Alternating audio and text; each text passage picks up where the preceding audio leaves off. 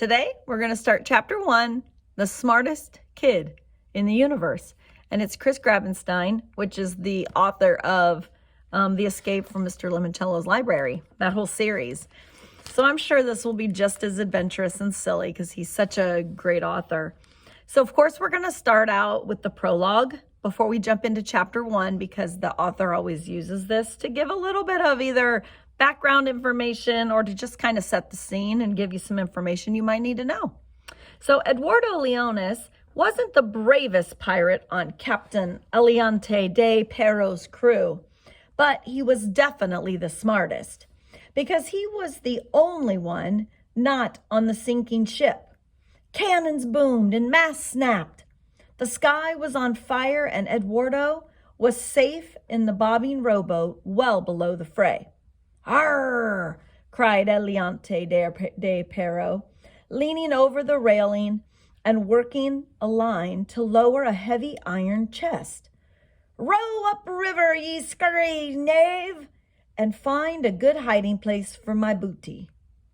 Then hurry back and tell me where it will be, or you'll end up like the cowardly father."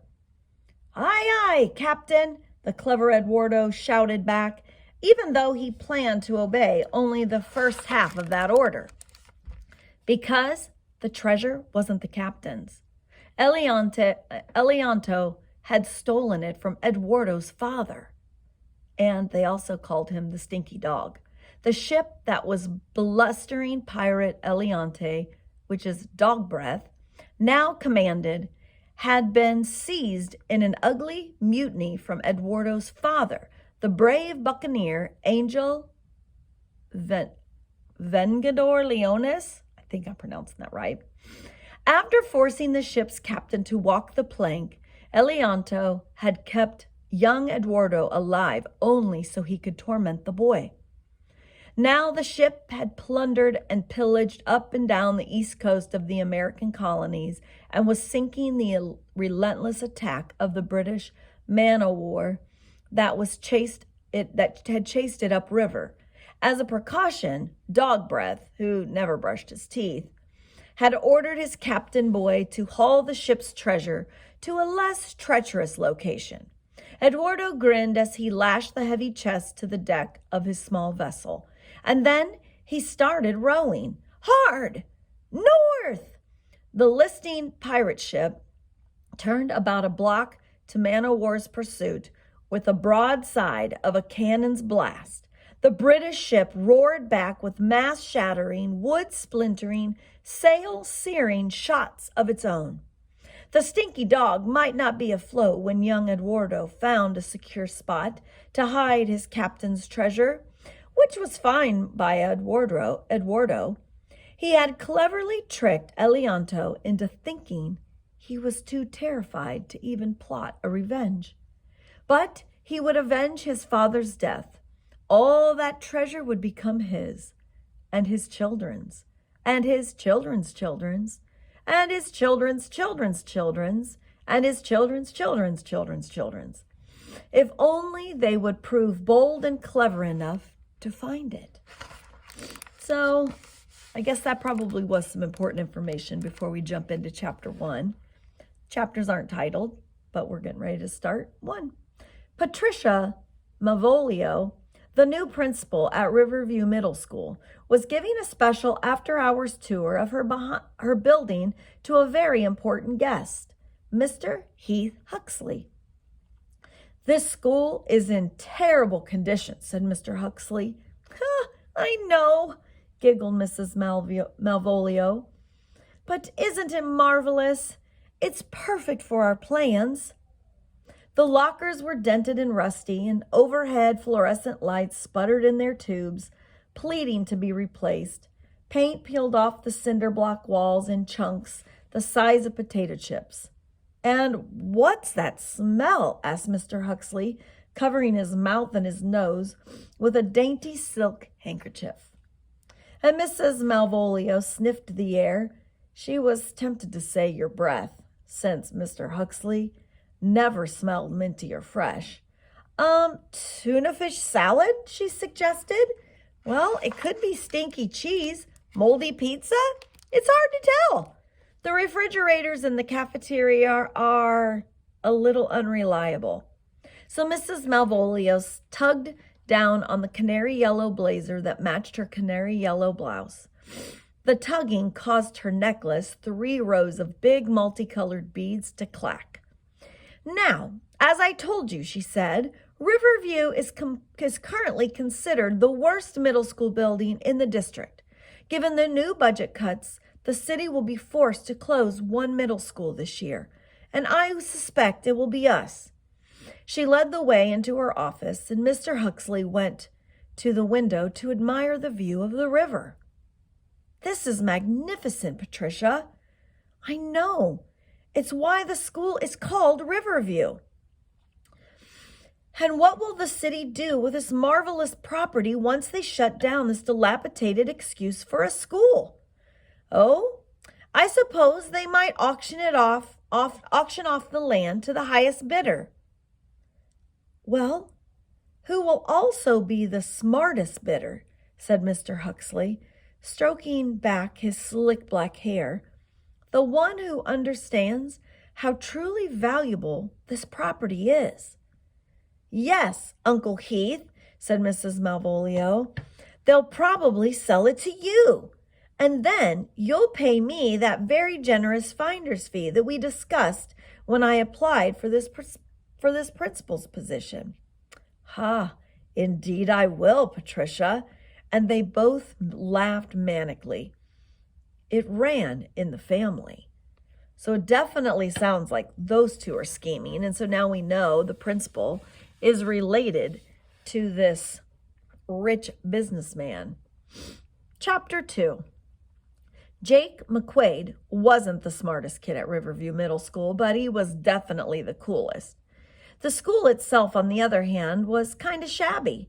The place hadn't fallen apart all at once. If it had, people might have done something about it. Riverview's decline had been slow and steady. It took time to neglect, but no one ever thought to repaint those cinder block walls or to replace the lockers, most of which were too bent out of shape to even be locked anymore. Well, we try, Mr. Lyons would tell Jake. We try. And Mr. Charlie Lyons was the school's vice principal, a social studies teacher, and the basketball coach. He had been at Riverview for over 20 years. But the new principal, he shook his head, as my grandfather, I don't know how to say this, Le Zumba El Mango, I don't know, as my grandfather used to say. Jake never knew what Mr. Lyons was saying when all of a sudden he dropped a little Spanish. Jake would have had to learn Spanish in order to do that. And 7th grader Jake McQuaid wasn't big on learning stuff. He came to school to have a good time and hang with his friends. If he needed to actually know anything important, he could just look it up on his phone. He stopped by the bathroom to check his look in the mirror, his black hair, blue eyes, and fair freckled skin. It was a good look. And lately, Jake wanted to look good because of Grace.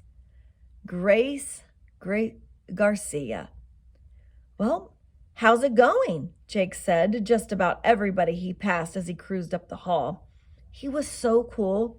He could chat with one friend on his cell phone while using his free hand to knock knuckles with a dozen more.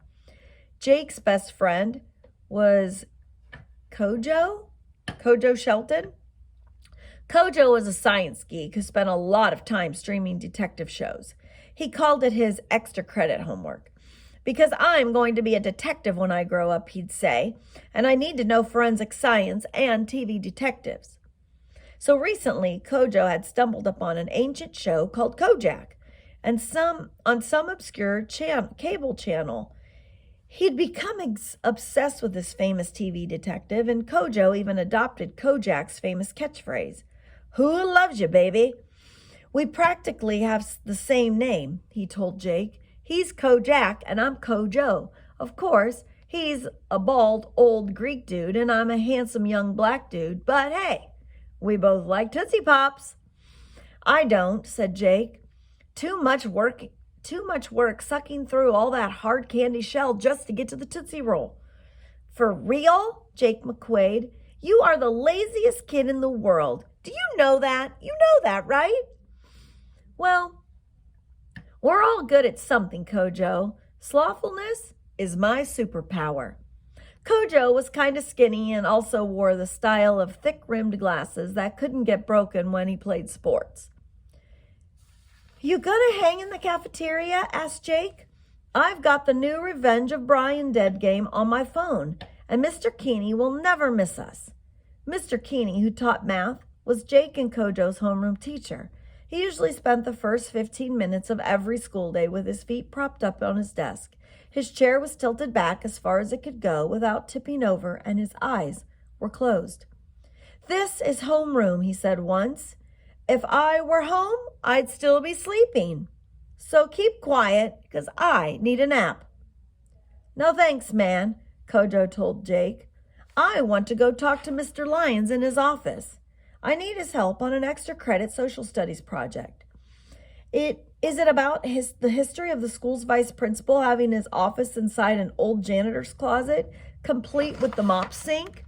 Nah, everybody knows the answer to that one. The boys' bathroom on the second floor leaks through the ceiling of the vice principal's office. It has for years. And if Mr. Lyons used that office, his hair would get wet. All the time. And why are you doing another extra credit project? Because, Jake, even though I could get by on my good looks, I prefer to be smart too, and going for another straight A report card. Jake just shrugged. Well, straight C's are fine by me. You need help on your science homework? Nah, I need to go slay some zombies. So we're going to stop there. That's the end of chapter 2. So far, it's turning out to be a little fun. I like the personalities of these boys, some of the characters that we're learning. So maybe we'll get to pick up here in a little bit. See you later.